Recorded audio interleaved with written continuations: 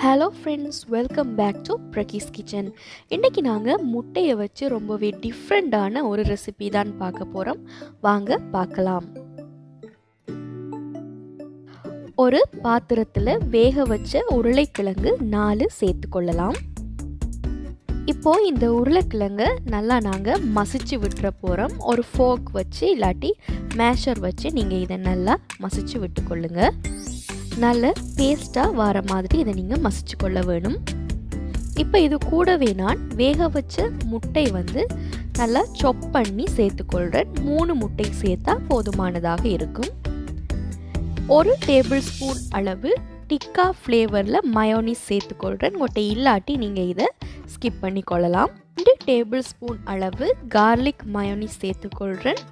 இது உங்களோட தேவைக்கேற்ற மாதிரி அளவை நீங்கள் அட்ஜஸ்ட் பண்ணி கொள்ளுங்கள். மொசரல்லா சீஸ் 1/4 கப் அளவுக்கு சேர்த்துக்கொள்கிறேன். நீங்கள் என்ன சீஸ் வேணும்னாலும் சேர்க்கலாம். பொடியாக நறுக்கிய வெங்காயம் 2 மேசை கரண்டி அளவுக்கு சேர்த்துருக்கிறேன். வெங்காயத்தாள் பொடியாக நறுக்கி ஒரு கைப்பிடி அளவுக்கு சேர்த்துக்கொள்கிறேன். இது நல்ல ஃப்ளேவரை கொடுக்கும். கூடவே 3 பச்சை மிளகாய் பொடியாக நறுக்கி சேர்த்துக்கொள்கிறேன். உங்களோட காரத்துக்கு ஏற்ற மாதிரி நீங்கள் இதை அட்ஜஸ்ட் பண்ணி கொள்ளலாம். 1 டீஸ்பூன் அளவுக்கு உப்பு சேர்த்துக்கொள்ளலாம். அப்புறம் 1 டீஸ்பூன் அளவுக்கு ரெட் சில்லி ஃப்ளேக்ஸ் சேர்த்துக்கொள்கிறேன். இதுவும் உங்களோட காரத்துக்கு ஏற்ற மாதிரி நீங்கள் அட்ஜஸ்ட் பண்ணி கொள்ளுங்கள். தேவையில்லாட்டி நீங்கள் இதை ஸ்கிப் கூட பண்ணலாம். குழந்தைகளுக்கு கொடுக்குறீங்களாக இருந்தால் காரத்தை பார்த்து சேர்த்துக்கொள்ளுங்க. மிளகுத்தூள் 1 டீஸ்பூன் அளவுக்கு சேர்த்துருக்கிறேன். இப்போ இது எல்லாத்தையுமே நாங்கள் நல்லா மிக்ஸ் பண்ணி கொள்ள போகிறோம். இது குழந்தைகளுக்கு ரொம்பவே பிடிச்ச ஒரு ஸ்நாக்காக இருக்கும். கூடவே நீங்கள் இது ரொம்ப ஈஸியாகவும் பண்ணிக்கொள்ளலாம். முட்டை சாப்பிடாத குழந்தைகளுக்கு இந்த மாதிரி பண்ணி கொடுத்தா விரும்பி சாப்பிடுவாங்க. இப்போ நான் இன்னொரு பாத்திரத்தில் 2 முட்டை சேர்த்துக்கொள்கிறேன். இது கூடவே 1/4 டீஸ்பூன் அளவுக்கு உப்பு சேர்த்துக்கொள்ளலாம். 2 டேபிள் ஸ்பூன் அளவுக்கு சோள மாவு சேர்த்துக்கொள்ளலாம். 1 கப் அளவுக்கு மைதா மாவு சேர்த்துக்கொள்கிறேன். இப்போது இது எல்லாத்தையுமே நல்ல ஸ்மூத்தான ஒரு மாவாக வரும் வரைக்கும் நாங்கள் இதை நல்லா மிக்ஸ் பண்ணி கொள்ள வேணும். கட்டிகள் எதுவும் இல்லாமல் இதை நாங்கள் மிக்ஸ் பண்ணி எடுக்க போகிறோம். இதுக்கு நான் 1 கப் அளவுக்கு தண்ணீர் சேர்த்துக்கொள்கிறேன். அப்போ அந்த கன்சிஸ்டன்சி உங்களுக்கு சரியாக கிடைக்கும். இப்போ இதை நல்லா கட்டி இல்லாத மாதிரி நல்லா பீட் பண்ணி எடுத்துக்கொள்ளுங்க. நல்லா எல்லாமே கட்டி இல்லாமல் மிக்ஸ் பண்ணினதுக்கு அப்புறமாக 1 டீஸ்பூன் அளவுக்கு மிளகாய்த்தூள் சேர்த்துக்கொள்கிறேன். காரம் பார்த்து உங்களுக்கு ஏற்ற மாதிரி நீங்கள் சேர்த்துக்கொள்ளுங்க. 1/4 டீஸ்பூன் அளவுக்கு மிளகுத்தூள் சேர்த்துருக்கிறேன். 1/4 டீஸ்பூன் அளவுக்கு கார்லிக் பவுடர் சேர்த்துருக்கிறேன். பார்ஸ்லே 1/2 டீஸ்பூன் அளவுக்கு சேர்த்துருக்கிறேன். இது எல்லாத்தையுமே நாங்கள் மிக்ஸ் பண்ணி கொள்ளலாம். இப்போது இது எல்லாமே நாங்கள் நல்லா மிக்ஸ் பண்ணி எடுத்தாச்சு. இந்த கன்சிஸ்டன்சியில் உங்களுக்கு இந்த மாவு கிடைக்கும். இப்போ நாங்கள் ப்ரெட்டில் நாங்கள் ஆல்ரெடி ரெடி பண்ணி வச்சுருக்கிற அந்த ஃபில்லிங்ஸை ஸ்ப்ரெட் பண்ணிட போகிறோம்.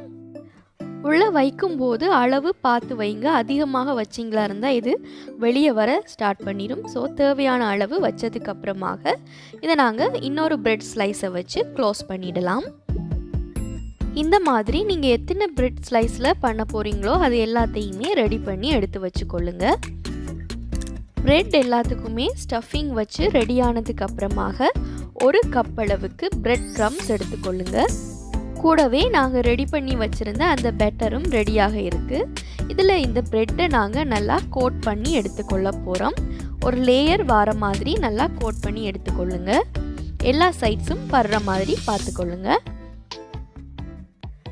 கையில் அந்த மாவு எடுத்து படாத இடங்களில் நீங்கள் இந்த மாதிரி பூசி விட்டு கொள்ளலாம். இந்த மாதிரி பண்ணினதுக்கு அப்புறமாக பிரெட் க்ரம்ஸில் நாங்கள் இதை ரோல் பண்ணி எடுத்துக்கொள்ள போகிறோம். மேலே ஒரு லேயருக்கு பிரெட் க்ரம்ஸ் வர மாதிரி இதை நீங்கள் நல்லா கோட்டிங் பண்ணி எடுத்துக்கொள்ள வேணும்.